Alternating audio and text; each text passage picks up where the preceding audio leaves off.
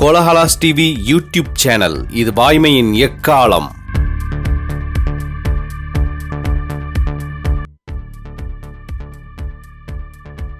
இரண்டாயிரத்தி 25-26 ஆண்டுக்கான மத்திய பட்ஜெட்டை தாக்கல் செய்திருக்கிறார் நிர்மலா சீதாராமன். இது அவர் தொடர்ச்சியாக தாக்கல் செய்யும் 8வது பட்ஜெட் ஆகும். நடுத்தர வர்க்கத்தைச் சேர்ந்த சம்பளதாரர்களை மகிழ்ச்சி கடலில் ஆழ்த்தியிருக்கிறது இந்த பட்ஜெட். வருமான வரி உச்சவரம்பை 12 லட்சம் ரூபாயாக்கி இருக்கிறார் Nirmala Sitharaman. Personal income tax reforms with special focus on middle class. No income tax payable up to income of 12 lakh rupees.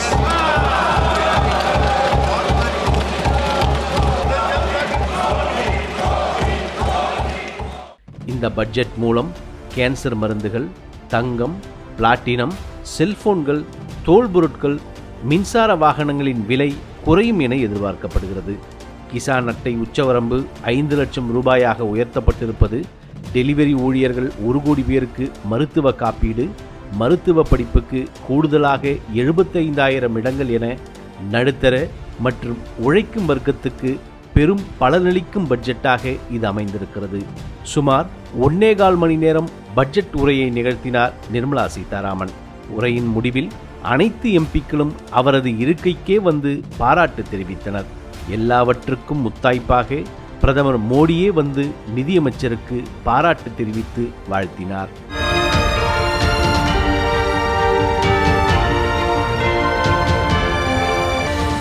இந்த பட்ஜெட்டின் சிறப்பம்சங்கள் குறித்தும், இந்த பட்ஜெட் மூலம் அரசின் பொருளாதார இலக்கு என்ன என்பது குறித்தும் எளிமையாகவும் ஆழமாகவும் விளக்குகிறது இந்த கலந்துரையாடல்.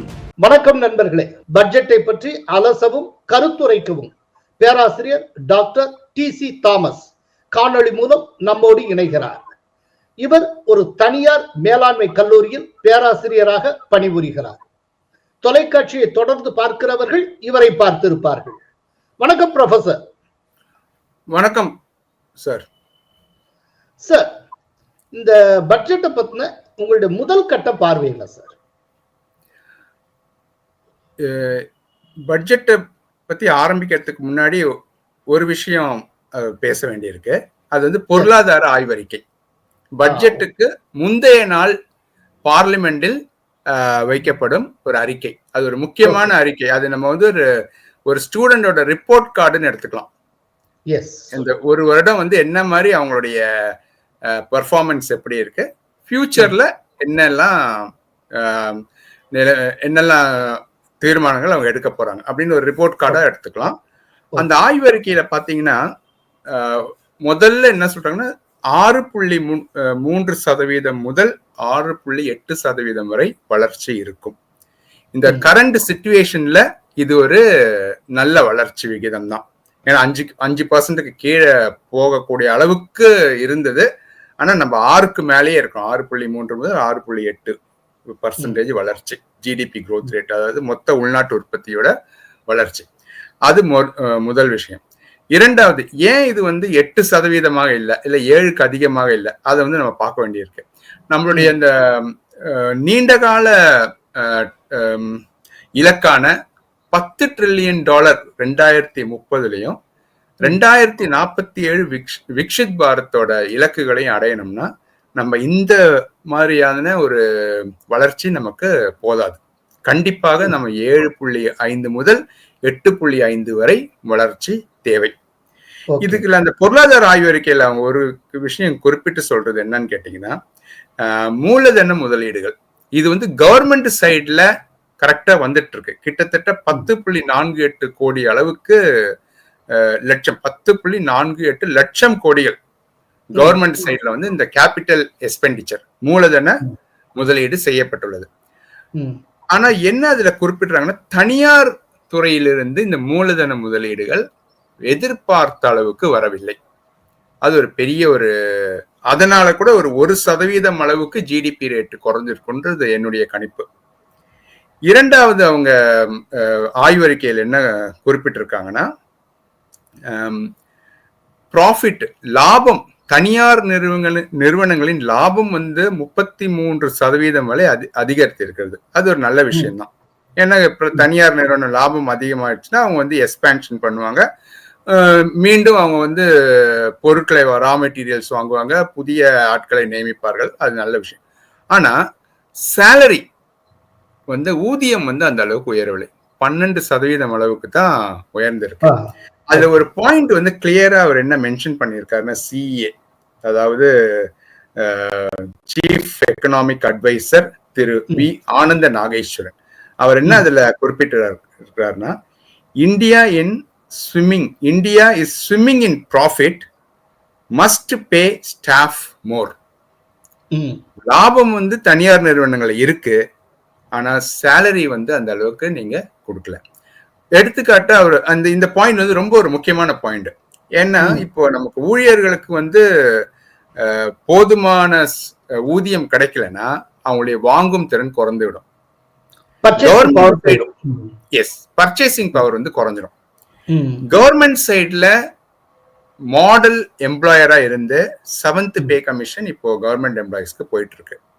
8வது ஊதிய குழு கேபினெட் வந்து அப்ரூவல் கொடுத்துட்டாங்க. சோ கவர்மெண்ட் சைட்ல என்ன செய்யணுமோ செஞ்சு முடிச்சாச்சு. இனிமேல் செய்ய வேண்டியது 2 விஷயம் தனியார் துறையில. ஒண்ணு, அவங்க மூலதன முதலீடு உயர்த்தணும், ஊதியம் வந்து உயர்த்தி கொடுக்க வேண்டும். ஃபார் எடுத்துக்காட்டா பாத்தீங்கன்னா, தனியார் துறையில வந்து ஒரு பிடெக் கம்ப்யூட்டர் சயின்ஸ் அல்லது ஐடி எனி பிடெக் ஸ்டூடெண்ட்டுக்கு ஒரு மிகப்பெரிய ஒரு பேரை சொல்ல விரும்பவில்லை, ஒரு நல்ல ஒரு ஐடி கம்பெனியில வந்து 4 லட்சம் வரை தான் என்ட்ரி லெவல் சேலரி இருக்கு. இது வந்து ஒரு 20 வருஷத்துக்கு முன்னாடி பார்த்தாலும் ஒரு 2.5 லட்சத்துல இருந்து 3 லட்சம் இருந்தது. ஆனா அது 1 லட்சம் இல்ல 50,000 தான் உயர்ந்து இருக்கு. அதாவது பாத்தீங்கன்னா ஒரு 5% தான் வளர்ந்துருக்கு. ஆனா சீஃப் எக்ஸிகியூட்டிவ் ஆபீசர் போன்ற உயர் நிலையில இருக்கிற ஆபீசர்ஸ்க்கு, சிஇஓ, வைஸ் பிரசிடென்ட் 50 தடவை 100 தடவை எல்லாம் சேலரி இன்க்ரீஸ் பண்ணிருக்காங்க. 100 டைம்ஸ் அளவுக்கு சேலரி இன்க்ரீஸ் ஆயிருக்கு. அது 50 மடங்கு. இங்க வந்து 50% கூட உயரவில்லை, அங்க 50 மடங்கு 100 மடங்கு கம்பெனியோட ஷேர் எல்லாமே அவங்களுக்கு பெற்றிருக்காங்க. ஆனா இந்த என்ட்ரி லெவல் ஊழியர்கள் அல்லது லோவர் லெவல் ஊழியர்களுக்கு வந்து சேலரி உயரவில்லை. இப்போ ப்ரொஃபசர், நான் முதல்ல ஆரம்பிச்ச அந்த கேள்விக்கே வரேன். இந்த பட்ஜெட் பத்தின உங்களுடைய ஃபர்ஸ்ட் ஒரு ஓவராலா உங்களுடைய முதல் கட்ட கண்ணோட்டம்ங்கிறது? என்னுடைய இப்ப பலரின் அபிப்பிராயம் இன்னைக்கு நான் கேட்டேன். அவங்க எல்லாரும் ஒரு விஷயத்துலதான் சொல்றாங்க, இது வந்து ஒரு மிடில் கிளாஸுக்கான பட்ஜெட். ஆனா அப்படி அல்ல. இது மிடில் கிளாஸுக்கான பட்ஜெட்னு மட்டும் சொல்ல முடியாது. மிடில் கிளாஸுக்கு இந்த தடவை வந்து எதிர்பார்த்ததை விட அதிகமா அவங்களுக்கு வந்திருக்கு. நானே வந்து ஒரு 7 லட்சம் 8 லட்சம் வாங்க, இல்லை அதிகபட்சமா 9 லட்சம் வரைதான் எக்ஸம்ஷன் இருக்கும்னு நினைச்சேன். இது 7ல இருந்து 12 லட்சத்துக்கு உயர்த்தி இருக்காங்க. அது வந்து யாருமே எதிர்பார்க்காது. I am now happy to announce that there will be no income tax payable up to income of 12 lakh rupees. இது ஒரு என்ன சொல்றதுன்னா ஒரு ஸ்வீட் சர்ப்ரைஸ். யாரும் எதிர்பார்க்காத, அதாவது இன்கம் டாக்ஸ் தனிநபர் வருமானம் வரம்பு 12 லட்சம் வரைக்கும் உயர்த்தப்பட்டிருக்கு. இதை வந்து அதனால இந்த பட்ஜெட்டே ஒரு மிடில் கிளாஸுக்கான பட்ஜெட், மத்தவங்களுக்கு எதுவுமே இல்லைன்னு சொல்றாங்க. அது அல்ல, எல்லாருக்கும் இதுல வந்து இருக்கு. ஒரே ஒரு நிமிஷம், 12 லட்சம் பட்ஜெட் உயர்த்தப்பட்டுங்க நியூ ரெஜிம் தானே? நியூ ரெஜிம் பாவஞ்சம் பண்ணாங்களா? இல்ல, இப்ப பாத்தீங்கன்னா இந்த 12 லட்சம் உயர்த்துவதற்கு முன்பே 7 லட்சம் வரை இருக்கும் போதே 72% ஃபைலிங் வந்து நியூ ரெஜிம்ல தான் நடந்திருக்கு. ஒண்ணு. மக்கள் இப்ப என்ன நினைக்கிறாங்கன்னா, என்னுடைய இன்வெஸ்ட்மெண்ட் நான் பண்ணிக்கிறேன், எனக்கு என்ன தேவையோ நான் அதை பண்ணிக்கிறேன். ரியல் எஸ்டேட்ல பண்றனோ, இல்ல போஸ்ட் ஆஃபீஸ்ல பண்றனோ, இல்ல ஷேர் மார்க்கெட்ல பண்றனோ, இல்ல பிக்ஸட் டெபாசிட், இபிஎஃப் எல்லாம் நான் பண்ணிக்கிறேன். எனக்கு வந்து இவ்வளவு வருமானம் இருக்கு, இவ்வளவு டாக்ஸ் கட்டிட்டு இருக்கேன். சிம்பிள் டாக்ஸ் ஃபார்ம் நான் வந்து இவ்வளோ 80C தனியா பார்க்கணும், 80D தனியா பார்க்கணும், என்பிஎஸ் தனியா பார்க்கணும், எல்லாத்துக்கும் நான் ரெக்கார்டு மெயின்டைன் பண்ணி ஒரு 5 வருடம் வரை ரெக்கார்டை நம்ம வந்து வச்சுக்கணும். இது எல்லாமே இல்லாம வந்து சிம்பிளான ஒரு ஃபார்ம் அதுல நான் கொடுத்துட்டு போயிடுறேன். எனக்கு ஒரு சார்ட்டர்ட் அக்கௌண்டன்டோட தேவை கூட இல்லாம நானே கூட ஃபார்ம் ஃபில்அப் பண்ணி ஆன்லைன்ல தான் இப்போ ஃபார்ம் ஃபில் பண்றோம். என்னுடைய வருமானம் இவ்வளோ, அதுவே அந்த ஆன்லைன் அந்த ஆப்பே வந்து நமக்கு வந்து டாக்ஸ் கால்குலேட் பண்ணி கொடுத்துடுது. அதை கட்டிட்டு நான் முடிச்சுட்டு போயிடுறேன். எனக்கு என்ன வந்து இதுல வந்து இதுக்கும் இந்த முதலீடுகள் இல்ல இன்வெஸ்ட்மெண்ட்ஸுக்கும் டாக்ஸுக்கும் சம்பந்தம் இல்லாம இருக்கட்டும் தான் நினைக்கிறாங்க. அதனாலதான் 72% பேர் வந்து 7 லட்சத்துக்கே வந்திருக்காங்க. இப்ப 12 லட்சம் வந்ததுன்னா அடுத்த வருஷத்துல 25-26 இருந்து எனக்கு தெரிஞ்ச ஒரு கிட்டத்தட்ட 90-95% பேர் வந்து புதிய இதுக்கு போயிடுவாங்க. அதாவது புதிய நியூ டாக்ஸ் ரெஜிம்க்கு போயிடுவாங்க. சோ ஓல்ட் ரெஜிம்ல இருந்து நியூ ரெஜிம்க்கு தேவைப்பட்டா நீங்க மாறிக்கலாம். சரி, அப்படி மாறுறவங்க இன் ஃபியூச்சர் ஏதோ ஒரு காரணத்துக்காக நியூ ரெஜிம்ல இருந்து ஓல்டுக்கு போக முடியுமா? இல்ல, இதுல ரொம்ப சிம்பிள்ங்க. அவங்க என்ன பண்ணிருக்காங்கன்னா டிஃபால்ட் டாக்ஸ் இது வந்து நியூ ரெஜிம் தான். இப்ப நான் இந்த வருஷம் வந்து ஒரு income tax form ITR 1 open இல்ல 2 ஓபன் பண்ணனா அந்த ஃபார்ம் வந்து நியூ ரெஜிம்ல தான் எடுத்துக்கும். என்ன எனக்கு ஓல்டு ரெஜிம் வேணும்னா நான் குறிப்பிட்டு அதுல குறிப்பிடணும். எனக்கு வந்து அது ஒரு அங்க ஒரு ஸ்பெசிபிக்கா மென்ஷன் பண்ணணும். மென்ஷன் பண்ணலனா ITR ஃபார்ம் வந்து நியூவா தான் எடுத்துக்கும். டிஃபால்ட் ஆப்ஷன் வந்து நியூ. உங்களுக்கு தேவைன்னா நீங்க அதை கிளிக் பண்ணிட்டு ஓல்ட கிளிக் பண்ணிட்டு போயிட்டே இருக்கலாம். அதை ஓல்டுல பண்ணிட்டு இருக்கலாம். நீங்க எப்ப வேணாலும் அதுல இருந்து மாறிக்கலாம். ஆனா ஒரு தடவை மாறுறவங்க இந்த 2-3 வருஷத்துல நான் பார்த்ததுல யாருமே எனக்கு தெரிஞ்சு அதிகமா பேர் வந்து ரிவர்ஸுக்கு போகலன்னு தான் நினைக்கிறேன். இனிமேல் வந்து போகிறதுக்கான வாய்ப்பு ரொம்ப குறைவு. ஏன்னு கேட்டீங்கன்னா 12 லட்சம் வரை இங்க பெனிஃபிட் இருக்கும்போது அதை கண்டிப்பா அதை வந்து நல்ல ஒரு பெனிஃபிட் தான். இதுல வந்து இன்கம் டாக்ஸ் டிபார்ட்மெண்ட் இப்ப நமக்கு எந்த அளவுக்கு அதுல பெனிஃபிட் வருன்றதையும் கொடுத்திருக்காங்க. 8 லட்சம் வரை ஊதியம் பெறுபவர்களுக்கு 30,000 ரூபாய் வரை சேமிக்கலாம் ஒரு வருஷம். 12 லட்சம் சேலரி வாங்குறவங்க 80,000 ரூபாய் அளவுக்கு சேமிக்கலாம். 20 லட்சம் வருட ஊதியம் உள்ளவர்கள் 90,000, அதிகபட்சமாக 24 லட்சம் ஊதியம் பெறுபவர்கள் 1,10,000 ரூபாய் சேமிக்கலாம். இதை பார்த்தா ஒரு அப்ராக்சிமேட்டா 90 1 lakh வரைக்கும் சேமிப்பு இருக்கு. இந்த சேமிப்புன்றது டிஸ்போசபிள் இன்கம். அதாவது நான் இப்போ 24 லட்சம் ரூபாய் என்னுடைய ஊதியம் இருக்குன்னா 1,10,000 ரூபாய் எனக்கு சேமிப்பு இருக்கு. அதை நான் வந்து என்னுடைய ஓன் சேமிப்பாக நான் வச்சுக்கலாம், இன்வெஸ்ட்மெண்டா வச்சுக்கலாம். இல்லைன்னா என்னுடைய ஏதாவது பொருட்களை வாங்கலாம். என்னுடைய வாங்கும் திறன் வந்து உயருது, பர்ச்சேசிங் பவர் உயருது. இதனால வந்து ஜிடிபி வந்து ஒரு பூஸ்ட் தான். அதனால தான் இன்னைக்கு பாத்தீங்கன்னா FMCG கம்பெனிஸ், மால் அந்த மாதிரி இருக்கும் கம்பெனிகளுடைய பங்கு சந்தையில வந்து விலை அதிகமா இருக்கு. ஏன்னா இனிமேல் வந்து வாங்கும் திறன் வந்து அதிகமாகிறது. ஒரு நல்ல பிக்கப் தெரிஞ்சதோ, நல்ல பிக்கப் தெரிஞ்சது. இன்னொன்னு என்னன்னா கவர்மெண்டே வந்து இன்சிஸ்ட் பண்ணியிருக்காங்க, சேலரி நீங்க அதிகமா கூட்டி கொடுக்கணும். அடுத்த வருஷத்துல இருந்து மூலதன முதலீடுகள் அதிகப்படுத்த வேண்டும். ஓகே, இல்ல இப்போ போட்டிருக்க இந்த பட்ஜெட்ல வேலை வாய்ப்புகளை கூட்டுறதுக்கான ஒரு ஸ்பெசிபிக் புஷ் ஏதாவது இருக்கா? தொழில் வளர்ச்சி உந்துதல் கொடுத்திருக்காங்க.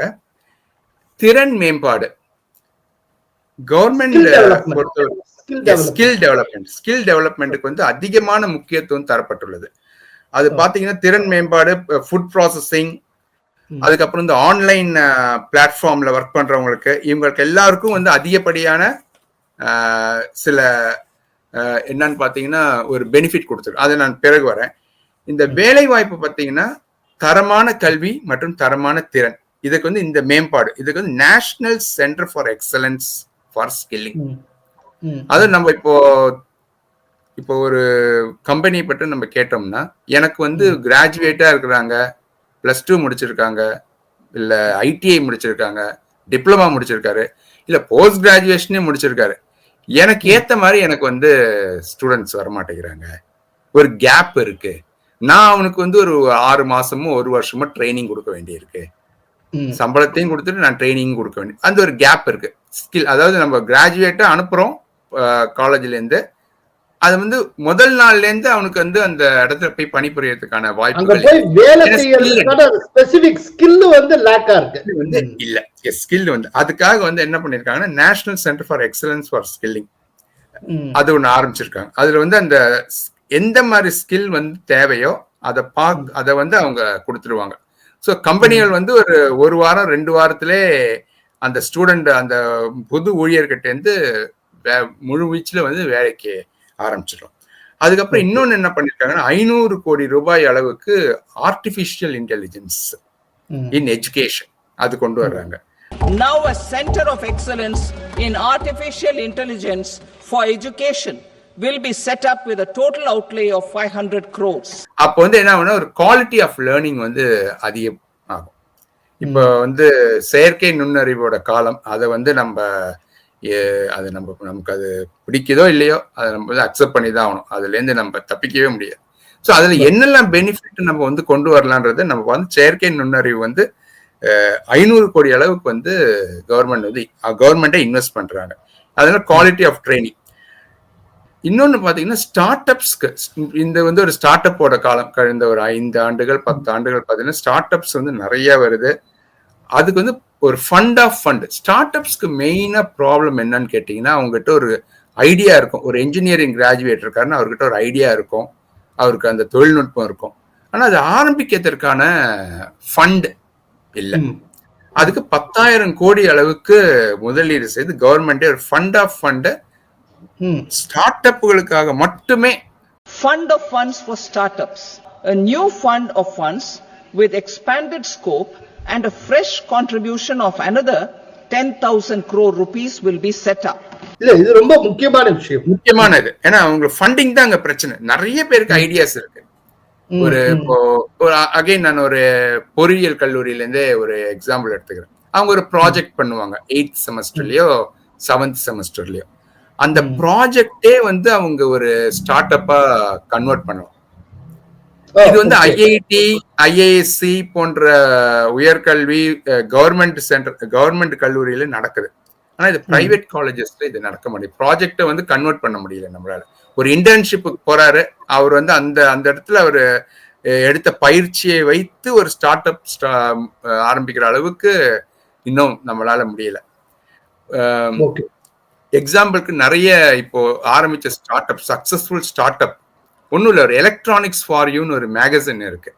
அது எலக்ட்ரானிக்ஸ் மின்னணு பற்றின ஒரு மேகசின். அது ரொம்ப பிரபலமான மேகசின். இப்போ வந்து மேகசின் இந்த பிரிண்ட் வெர்ஷன் குறைஞ்சு வரனால அவங்களுடைய இது குறைஞ்சிருக்கு, அது வேற விஷயம். அவர் என்ன சொல்றாருன்னா, எங்களுக்கு இந்த ஐடியா நாங்க ஆரம்பிச்சது வந்து ஐஐடி சென்னையின் ஹாஸ்டல்ல தான் எங்களுக்கு இந்த ஐடியாவை நாங்க அதுக்கப்புறம் நாங்க அந்த கோர்ஸ் முடிச்சுட்டு வெளியே வந்த உடனே அப்ப நான் என்ன சொல்ல வரேன்னா, ஒரு ஐடியா பிசினஸ் ஐடியா வந்து எங்க ஆரம்பிக்கணும்னா கல்லூரி ஹாஸ்டல்லையும் கல்லூரி வகுப்பறையிலையும் ஆரம்பிக்கணும், இல்ல கல்லூரி லேப்ல ஆரம்பிக்கணும். இதுக்காக வந்து fund of fund for start அப்னு சொல்லிட்டு ஆரம்பிச்சிருக்கோம். இல்ல இன்னொன்று இதுல வந்து இந்த மக்கள்ல சில முக்கியமான செக்டார் இருக்கு. பெண்கள், சீனியர் சிட்டிசன்ஸ், அப்புறம் இந்த டவுன் ட்ராடன், அதாவது விளிம்பு நிலை மக்கள், இந்த மாதிரியான தனித்தனியா ஏதாவது அட்ரஸ் பண்ணிருக்காங்க இந்த பட்ஜெட்? முதல்ல பெண்கள் இதை பேசிடுவோம். பெண்களுக்குன்னு தனியா இந்த என்ன முக்கியமா கவர்மெண்ட் என்ன அதுல சொல்றாங்கன்னா, ஜெண்டர் இன்க்ளூசிவிட்டி, அந்த பாகுபாடு இருக்கவே கூடாது. ஆணாக இருந்தாலும் பெண்ணாக இருந்தாலும் வேலை வாய்ப்பா இருக்கட்டும், மற்ற எந்த ஒரு இதுலயும் வந்து பாகுபாடே இருக்கக்கூடாதுன்றத அதுக்கு ஃபர்ஸ்ட் அவங்க பண்றது வந்து இந்த சாக்ஷாம் அங்கன்வாடி அண்ட் போஷன் 2.0 இதை அறிமுகப்படுத்துறாங்க. இதுல வந்து நியூட்ரிஷனல் சப்போர்ட் வந்து பெண்களுக்கு மட்டும் இல்ல, அவங்க கணக்கு கவர்மெண்டோட கணக்குப்படி 8 கோடி குழந்தைகள் இந்த நியூட்ரிஷனல் சப்போர்ட், அதாவது இந்த சாக்ஷம் அங்கன்வாடி அண்ட் போஷன் 2 அது அப்போ 1 இருந்திருக்கு, அதோட ஒரு எக்ஸ்டெண்டட் வெர்ஷன் இது 2.0. நியூட்ரிஷனல் சப்போர்ட் 8 கோடி குழந்தைகளுக்கு, 1 கோடி பிரெக்னன்ட் பெண்களுக்கு இந்த திட்டத்தின் மூலம் பெனிஃபிட் இருக்கு. அதாவது ஒரு நியூட்ரிஷனல் சப்போர்ட் அவங்களுக்கு கொடுக்குறோம். இதை தவிர 20 லட்சம் பெண் குழந்தைகளுக்கு இது வந்து பல மாவட்டங்கள்ல வந்து இத செயல்படுத்த போறாங்க. கிட்டத்தட்ட ஒரு 126 மாவட்டங்கள் வந்து இதுக்காக ஐடென்டிஃபை பண்ணியிருக்காங்க. Saksham Anganwadi and Poshan 2.0 program provides nutritional support to more than 8 crore children, 1 crore pregnant women and lactating mothers all over the country, and about 20 lakh adolescent girls in aspirational districts and the northeast region. அங்கெல்லாம் வந்து பெண்களுக்கு nutritional support தேவை இருக்குன்றத கண்டறியப்பட்டுள்ளது. குழந்தைகளுக்கும் பெண் குழந்தைகளுக்கும் தேவைப்பட்டிருக்குன்னு பண்ணியிருக்காங்க. அப்புறம் ஆணோ பெண்ணோ 8 கோடி குழந்தைகள் மொத்தத்துல இந்த அளவுக்கு வந்து இதுல, அதாவது ஒரு சிட்டிசன் வளர்ந்து வரணும்னா அவருக்கு ஹெல்த் வந்து ரொம்ப முக்கியம். எஜுகேஷன் கொடுக்கணும், எல்லாம் ஹெல்த் வந்து ரொம்ப ரொம்ப முக்கியம். அது குழந்தை பருவத்துல இருந்து அந்த ஹெல்த்தியா இருந்தாதான் நம்ம வந்து ஒரு நல்ல ஒரு சிட்டிசன் நம்ம வந்து இது பண்ண முடியும். மற்ற என்ன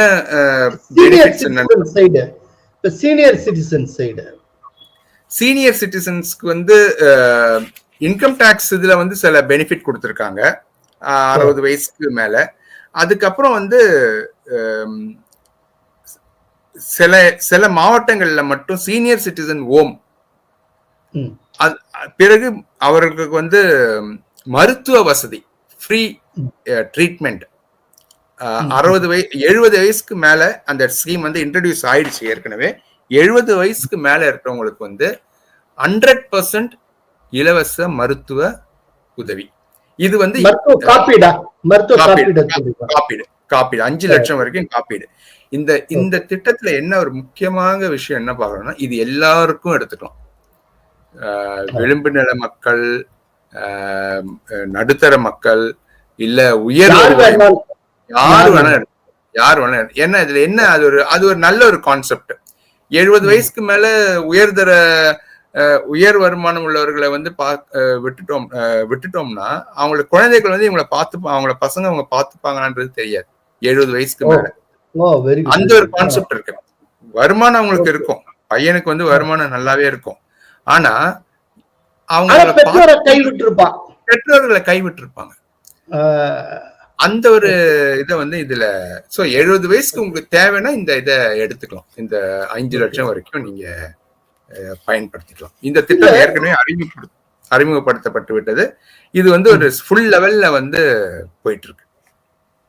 இல்ல, அந்நிய நேரடி முதலீடுகளை ஈர்க்கிறதுக்கான ஒரு தூண்டில் ஏதாவது இந்த பட்ஜெட்ல இருக்கு? ஆமா, பொதுவா அந்நிய முதலீடு வரணும்னா நாட்டின் பொருளாதாரம் வந்து சிறந்த முறையில இருக்கணும். அது வந்து ஒரு முக்கியமான ஒரு இஷ்யூ. அந்நிய முதலீடு வந்து இன்னைக்கு ஒரு ஸ்பெசிபிக்கா என்ன ஒரு அனௌன்ஸ்மெண்ட் வந்திருக்குன்னா 100% அந்நிய முதலீடுகள் கொடுத்திருக்காங்க. அதாவது பர்மிஷன் கொடுத்தது எதுக்குன்னா இன்சூரன்ஸ், காப்பீடு துறைக்கு, health insurance, term insurance, life insurance. அது ஒரு முக்கியமான ஒரு விஷயம். நல்ல ஒரு விஷயம் என்ன பார்த்தேன்னா 100% FDI அந்நிய முதலீடோட நீங்க இன்சூரன்ஸ் கம்பெனிக்கு இங்க வரீங்கன்னா நீங்க இந்தியாவில் நீங்கள் பெரும் பிரீமியம் மொத்த தொகையும் இந்தியாவில் தான் நீங்க இன்வெஸ்ட் பண்ணணும். அந்த பணத்தை வந்து அந்த பிரீமியம் பணத்தை நீங்க வெளிநாட்டுக்கு எடுத்து உங்களுடைய சொந்த நாட்டுக்கு எடுத்துட்டு போக முடியாது. லாபத்தை கொண்டு போகலாம், ஆனா நீங்க பிரீமியம் வந்து நீங்க ஒரு 1000 கோடி ரூபாய் பிரீமியம் இந்த வருஷம் வாங்கினீங்கன்னா 500 கோடி ரூபாய் நான் வந்து இங்கிலாந்துல போய் இன்வெஸ்ட் பண்றேன், இல்ல இந்தோனேஷியால இன்வெஸ்ட் பண்றேன், என்னுடைய நாட்டுக்கு எடுத்துன்னு போறேன்னு சொல்ல முடியாது. 1000 கோடி பிரீமியம் வந்ததுன்னா அது 1000 கோடியும் இங்கதான் முதலீடு பண்ணணும். Financial sector reforms. The FDI limit for the insurance sector will be raised from 74 to 100%. This enhanced limit will be available for those companies which invest the entire premium in India. லாபத்தை மட்டும்தான் எடுத்துட்டு போக முடியும். அது ஒரு அப்போ நமக்கு என்னன்னு கேட்டீங்கன்னா நல்ல இன்சூரன்ஸ் கம்பெனிகள் வந்து இங்க வருவாங்க. இன்சூரன்ஸ் செக்டர்ல ஒரு நல்ல ஒரு காம்படிஷன் இருக்கும். இப்ப பாத்தீங்கன்னா இல்ல ஒரு கேள்வி, இப்ப இந்தியாவுல அதாவது அரசுக்கு சொந்தமான ஒரு PSU லைஃப் இன்சூரன்ஸ் கார்பரேஷன் ரொம்ப அட்டகாசமா பெர்ஃபார்ம் பண்ணிட்டு இருக்காங்க. பிரமாதமா பெர்ஃபார்ம் பண்ணிட்டு இருக்கு. அப்படி இருக்கிறப்போ எதுக்கு போட்டியாளர்களை வெளியில இருந்து நீங்க இன்வைட் பண்ணணும்? நல்லா தானே பெர்ஃபார்ம் பண்ணிட்டு இருக்காங்க. எல்ஐசி வந்து ரொம்ப ரொம்ப சக்சஸ்ஃபுல்லா பண்ணிட்டு இருக்காங்க. எல்ஐசிக்கு மேட்சிங்கா எதுவும் இல்ல. ஆக்சுவலா ஆல்ரெடி ஃபாரின்ல எல்லாம் வந்திருக்காங்க, பல பேர் இன்சூரன்ஸ் கம்பெனி வந்திருக்காங்க. அவங்க 74% வரை அவங்க இங்க இன்வெஸ்ட் பண்ணலாம். 26% வந்து இந்திய முதலீடு தான் இருக்கணும். இப்ப வந்து 100%மும் இருக்கு. அதுதான் கேட்கிறேன், எதுக்காக ஒரு எல்ஐசி சக்சஸ்ஃபுல்லா போயிட்டு இருக்கப்போ ஏன் வந்து வெளியில இருந்து போட்டியாளர்களை உள்ள வரணும்? அவங்க ஏன் இல்ல, நமக்கு ஒரு சந்தையில வந்து நமக்கு வந்து ஒரு காம்படிஷன்ன்றது ரொம்ப முக்கியமான ஒரு விஷயம். ரயில்வே போன்ற துறைகளை தவிர மற்ற துறைகள்ல வந்து நமக்கு காம்படிஷன் கண்டிப்பா தேவை. அது இருந்தாதான் அதோடைய வளர்ச்சி வந்து சீரா இருக்கும். நீங்க எல்ஐசியை பத்தி பேசுனீங்க. எல்ஐசி சந்தேகமே இல்லை, அது ஒரு நல்ல ஒரு நிறுவனம். மக்களுக்கு பல தரப்பட்ட ஏழை மக்களுக்கு, நடுத்தர வருமானம் உள்ளவருக்கு எல்லாருக்கும் அது பயன்பெற்று. ஆனா அவங்க எல்ஐசியோட கான்செப்ட் பாத்தீங்கன்னா என்டோமெண்ட் பாலிசியை தான் அவங்க கொடுத்துட்டு இருந்தாங்களே தவிர டேர்ம் பாலிசின்றது அவங்க வந்து அதிகமாக இருந்தது, அதிகமாக அவங்க வந்து அதை கொடுக்கல.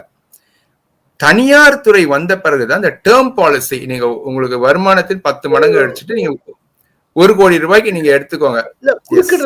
சாரி, நம்மளுடைய சாதாரண நேயர்களுக்கு புரியணும், என்டோமெண்ட் பாலிசினா என்ன, டேர்ம் பாலிசினா?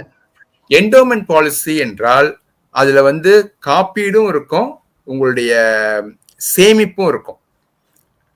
அப்ப என்னன்னு கேட்டீங்கன்னா காப்பீடு தொகை வந்து குறைவா தான் இருக்கும். நீங்க ஒரு 5000 ரூபாய் இல்லைன்னா 10,000 ரூபாய் கட்டுறீங்கன்னா உங்களுடைய காப்பீடு வந்து பாத்தீங்கன்னா ஒரு 50,000 அல்லது 1,00,000 ரூபாய் வரை தான் இருக்கும். உதாரணத்துக்கு டேர்ம் பாலிசினா இது பியூர் லைஃப் கவர். ஒருத்தர் இப்ப டேர்ம் பாலிசி எடுக்கிறாரு, அவரு ஏதோ ஒரு இதுல வந்து அவருக்கு ஏதாவது நடந்து விடுது, அசம்பாவிதம் நடந்து விடுதுன்னா அந்த குடும்பத்துக்கு முழு தொகையும் வந்து கொடுத்துரும். அதுதான் டேர்ம் பாலிசி. அதே அந்த நபர் வந்து என்டோமெண்ட் பாலிசி எடுத்திருந்தாருன்னா அவருக்கு 1 லட்சமோ 2 லட்சமோ தான் இன்சூரன்ஸ் கவர் கிடைக்கும். ஏன்னா 30% அளவுக்கு தான் வந்து இன்சூரன்ஸ் கவர் அவருக்கு கிடைக்கும். மீதி பணம் வந்து சேமிப்பு, சேவிங்ஸ்ல இருக்கும். நான் இல்லைன்னு சொல்ல. ஆனா நீங்க பாத்தீங்கன்னா இன்சூரன்ஸ் கம்பெனிகள்ல சேமிப்போட வட்டி விகிதம் மியூச்சுவல் ஃபண்ட்ஸோ இல்லைன்னா வங்கிகளை விட குறைவு. அதனால அந்த இன்சூரன்ஸை பொறுத்த வரைக்கும் இன்சூரன்ஸ் கம்பெனியில எடுக்க வேண்டியது டேர்ம் பாலிசி.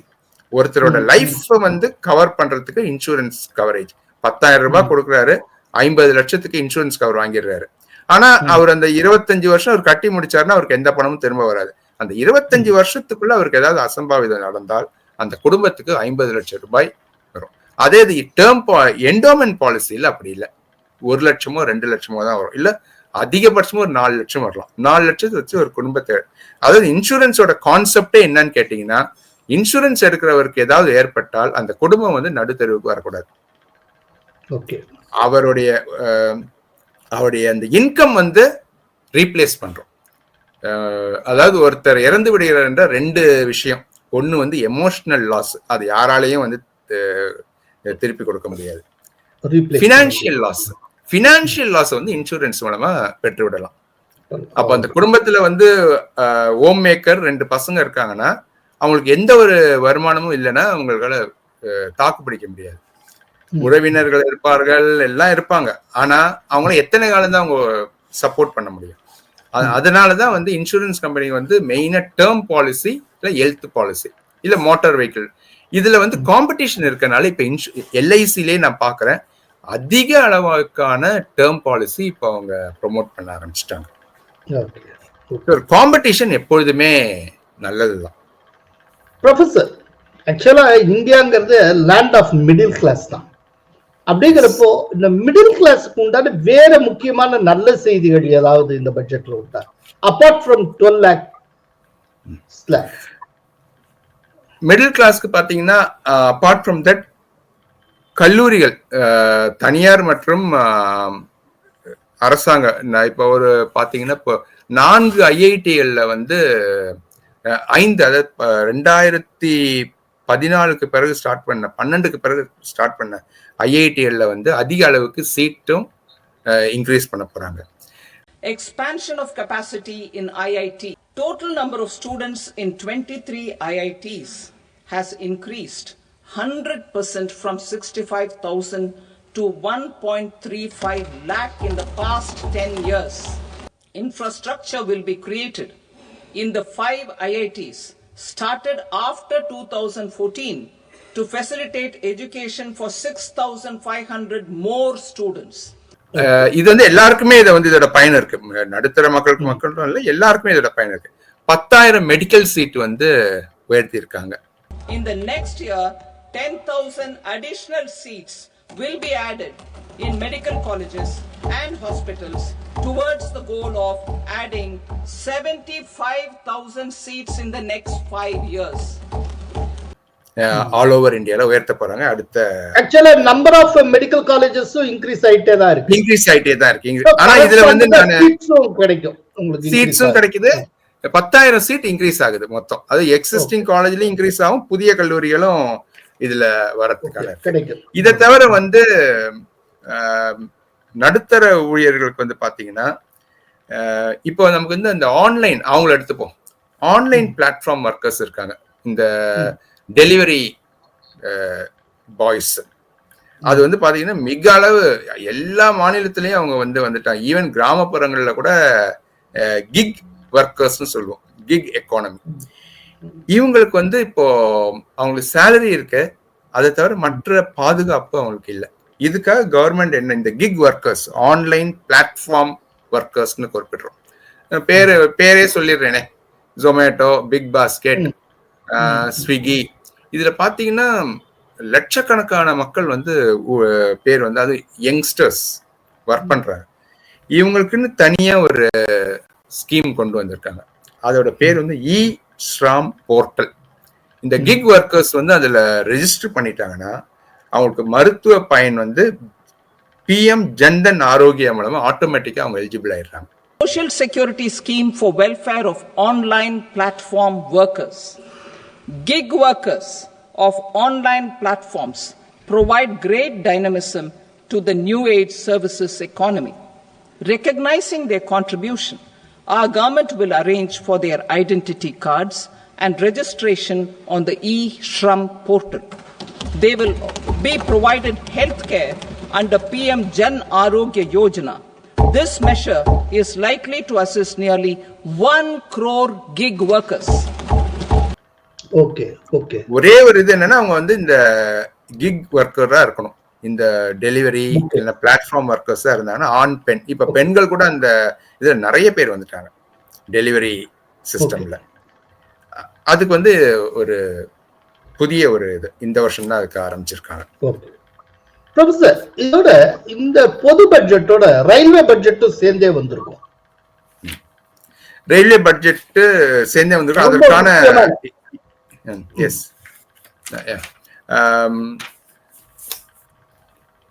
பொதுவா ரயில்வே பட்ஜெட் வந்து முதல்ல வந்து தனியா இருந்தது. இப்ப வந்து பட்ஜெட் கூட அதை வந்து பிளேஸ் பண்ணிடுவாங்க, டேபிள்ல வைக்கப்படும் நாடாளுமன்றத்துல.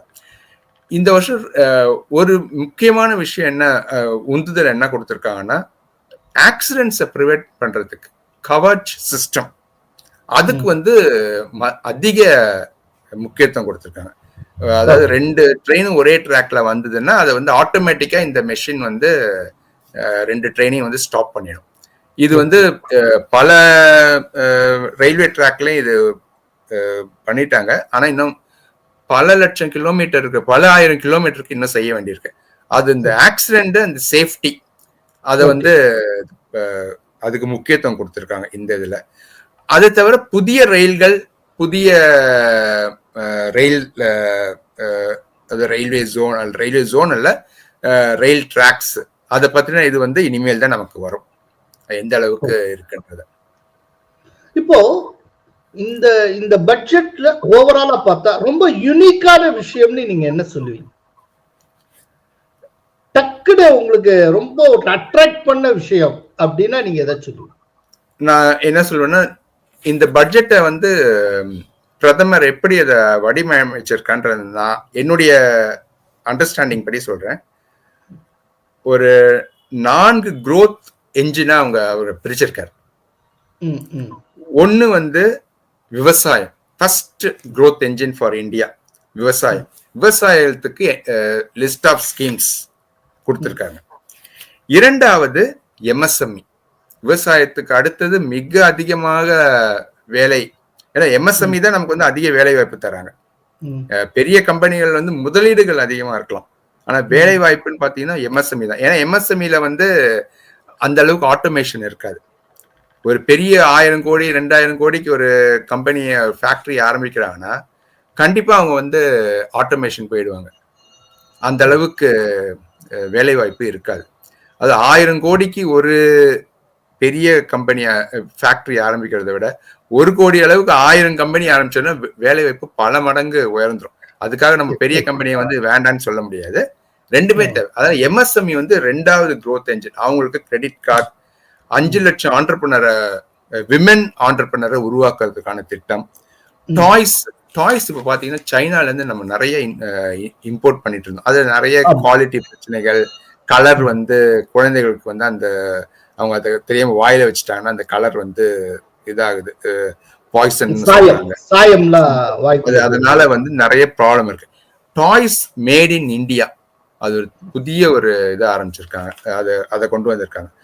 Measures for the toys sector. Building on the National Action Plan for Toys, we will implement a scheme to make India a global hub for toys. The scheme will focus on development of clusters, skills, and a manufacturing ecosystem that will create high quality, unique, innovative, and sustainable toys that will represent the Made in India brand. So growth engine பிரிச்சுட்டு விவசாயம் 1, MSME 2. மூன்றாவது வந்து முதலீடு. எங்க அவங்க முதலீடு வந்து just அப்படி சொல்லிட்டு போயிடல. முதல்ல எங்க முதலீடு பண்றாங்கன்னா மனித வளம் முதலீடு. அதுதான் முதலீடு. ஏன்னா மனித வளம் நல்லா இருந்தாதான் மற்ற முதலீடுகளுக்கு வந்து ஒரு பயன். மனித வளம் இல்லைன்னா அதுக்கப்புறம் வந்து அதுல நான் ஏற்கனவே சொன்ன மாதிரி Atal tinkering lab, anganwadi and Poshan 2, national centre for excellence, artificial intelligence in education, இந்த மாதிரி. அதுக்கப்புறம் இன்வெஸ்ட் இன் எக்கானமி. PPP நிறைய இனிமேல் கொண்டு வர போறோம். திரும்ப PPP ஒரு காலத்துல இருந்தது, அதுக்கப்புறம் குறைஞ்சது. இப்போ வந்து பிரைவேட் இன்வெஸ்ட்மெண்ட் வரலன்றது கவர்மெண்ட்டுக்கு ஒரு கான்செப்ட் வந்ததுனால PPP மாடல்ல இனிமேல் போகலாம். உள்கட்டமைப்பு, ஏன்னா தனியா கவர்மெண்ட் அதாவது பிரைவேட் இன்ஸ்டிடியூஷன் செய்ய மாட்டேங்கிறாங்க. 2 பேரும் பப்ளிக் பிரைவேட்ல செய்யறதுக்கான இது. Public private partnership in infrastructure. Each infrastructure related ministry will come up with a 3-year pipeline of projects that can be implemented in PPP mode. அதுக்கப்புறம் இன்னொரு முக்கியமான விஷயம் என்னன்னு கேட்டீங்கன்னா, மாநிலங்களும் வந்து உள்கட்டமைப்புலையும் மூலதன முதலீடும் இன்வெஸ்ட் பண்ணணும்.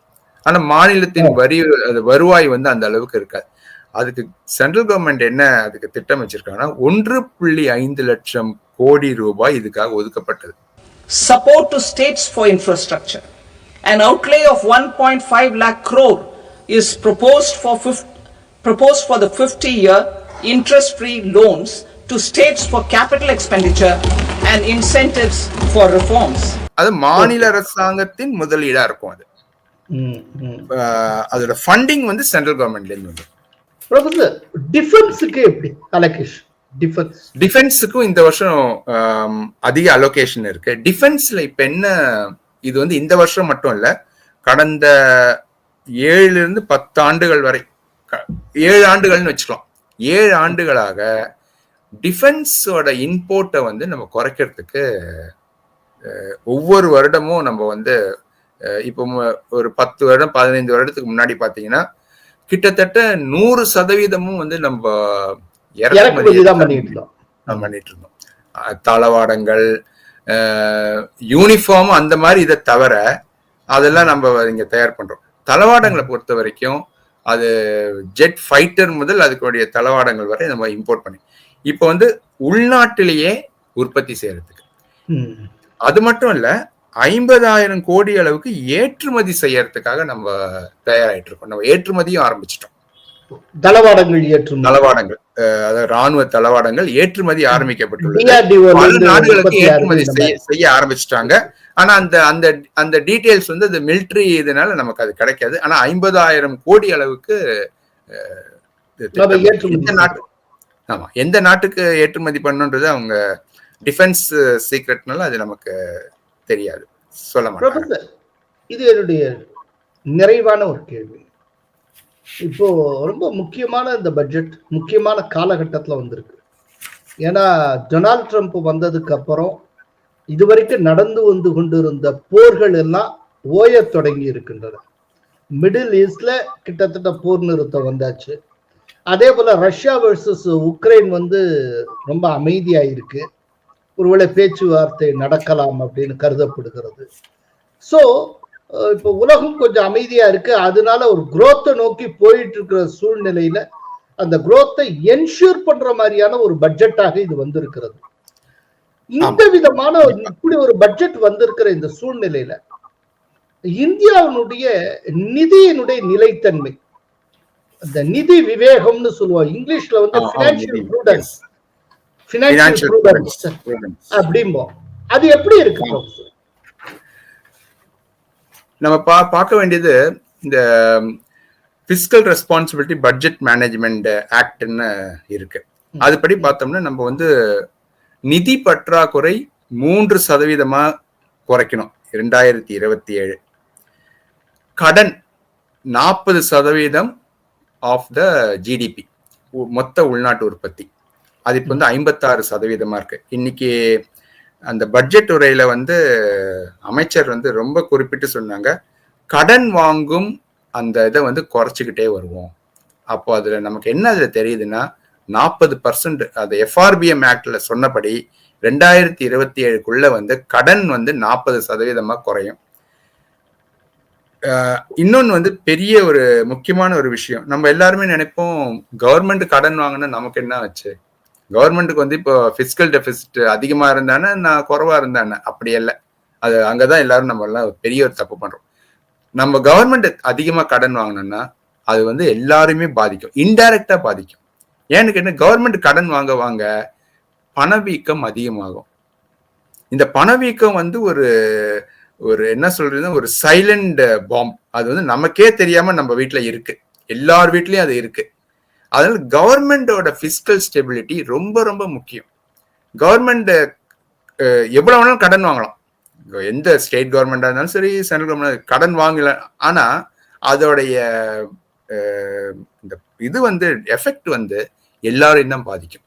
அப்போ ஒரு கவர்மெண்ட் வந்து ஒரு ப்ரூடன்ஸ், ஃபினான்ஷியல் ப்ரூடன்ஸ் இருக்குன்னா அது நம்ம எல்லாருக்குமே அதோட பயன் இருக்கு. ஏன்னா பணவீக்கம் வந்து நம்மளுடைய பணத்தை கொஞ்சம் கொஞ்சமா அது வந்து செல் அரிக்கிற மாதிரி அரிச்சுட்டே போயிடுது.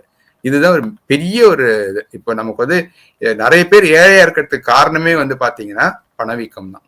ஸோ கவர்மெண்ட் வந்து அந்த ஸ்டெப் வந்து கரெக்டா எடுத்திருக்காங்க. அதாவது கடன் வாங்குவதை குறைச்சிட்டு வரணும். நிதி பற்றாக்குறை 3% அளவுக்கு குறைக்க வேண்டும். இப்போ அது 4.4% இருக்கு, அதை குறைக்கணும். The fiscal deficit is estimated to be 4.4% of GDP. To finance the fiscal deficit, the net market borrowings from dated securities are estimated at 11.54 lakh crore. The balance financing is expected to come from small savings and other sources. வளர்ச்சி 6.3 முதல் 6.8% வரை இருக்கு. அதை வந்து 8க்கு உயர்த்தணும். அது 1% GDP growth இருக்குன்னா பல லட்சம் மக்கள் வந்து விளிம்பு நிலையிலிருந்து வெளியே வந்துருவாங்க. ஜஸ்ட் ஒரே 1%. அது வந்து மிக மிக முக்கியம். நம்ம 6-7 போனா என்ன பெரிய இதான்னு நம்ம நினைக்க கூடாது. அது வந்து பல லட்சம் மக்களுக்கு வந்து அதோட பயன் இருக்கு. இதை வந்து இப்ப இந்த 6.3 தான் ஏன் இருக்குன்னு கேட்டீங்கன்னா, நீங்க கரெக்டா சொன்னீங்க. இந்த பல 2 இடத்துல வந்து முக்கியமான இடத்துல வந்து போர் நடக்குது. மத்திய கிழக்கு ஆசியா அங்கேருந்து தான் நமக்கு வந்து பெட்ரோல், கேஸ், இந்த ஒரு டிஸ்டர்பன்ஸ் இருக்கிறனால நமக்கு வளர்ச்சி வந்து தடைப்பட்டது. நம்மளுடைய எக்ஸ்போர்ட் கொஞ்சம் குறைஞ்சது. இது ரெண்டும் கிளியர் ஆனதுனால இந்த ட்ரம்போட வரவோட என்ன ஆயிடுதுன்னு கேட்டீங்கன்னா, இந்த போர் எல்லாம் வந்து ஓரளவுக்கு நின்று விடும் தான் நினைக்கிறேன். அதனால வந்து வளர்ச்சி 7.5 இல்லது 8% நோக்கி இன்னும் 2 ஆண்டுகள்ல வந்து போயிடும். ஸோ FRBM ஆக்ட் வந்து கவர்மெண்ட் ரொம்ப சீரியஸா எடுத்திருக்காங்க. அதனால வந்து கண்டிப்பா 3% அளவுக்கு வந்தீங்கன்னா இன்ஃபிளேஷன் ரேட், பணவீக்கம் வந்து நல்லா குறைஞ்சிரும். அதுக்கப்புறம் வந்து வாங்கும் திறன் வந்து அதிகமாகும். ப்ரொஃபசர், என்னுடைய ஃபைனல் கொஸ்டின், இப்போ நம்மளுடைய ப்ரொஜெக்டட் ஜிடிபி growth அப்படிங்கிறது 6.3 to 6.8. இதே பீரியட்ல ஒரு கம்பேர் பண்றதுக்காக கேட்கிறேன், சைனாவுடைய ப்ரொஜெக்டட் ஜிடிபி என்ன? Any idea? சைனா வந்து ஒரு 2-3 வருஷமா வந்து நமக்கு மேலதான் இருந்தாங்க. இப்ப வந்து அவங்களுடைய growth வந்து கொஞ்சம் குறைஞ்சிருக்கு. அதாவது அவங்க 3-4% அளவுக்கு தான் இருக்கு. ஆனா சைனாவையும் நம்ம வந்து கம்பேர் பண்ண முடியாது. சைனாவோட 3% growthன்றது நம்மளுடைய ஒரு 8% 9% growth. ஏன்னா அவங்களோட ஜிடிபியே அவங்க அதிகம். அதாவது நம்முடைய 8 இல்லாட்டி 9% growthக்கு சமமா? அது சமம். அது ஏன்னா அவங்களுடைய ஜிடிபி அதிகம். நம்ம கிட்ட 100 ரூபாய் இருக்கு. 100 ரூபாய்க்கு நம்ம வந்து 3% வளரணும், 3 ரூபாய். அவங்ககிட்ட 500 ரூபாய் இருக்கு.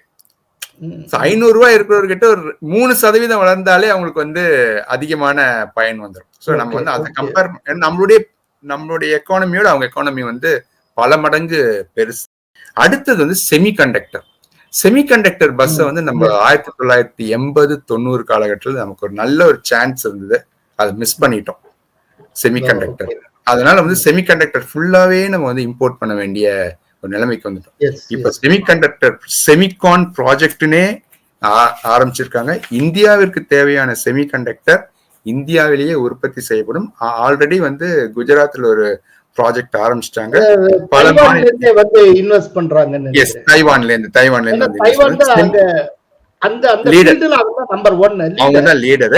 அந்த காலகட்டத்தில் நமக்கு ஒரு சான்ஸ் இருந்தது செமிகண்டக்டர்ல. அது ஏதோ ஒரு காரணத்தினால அது நம்மளால செய்ய முடியல.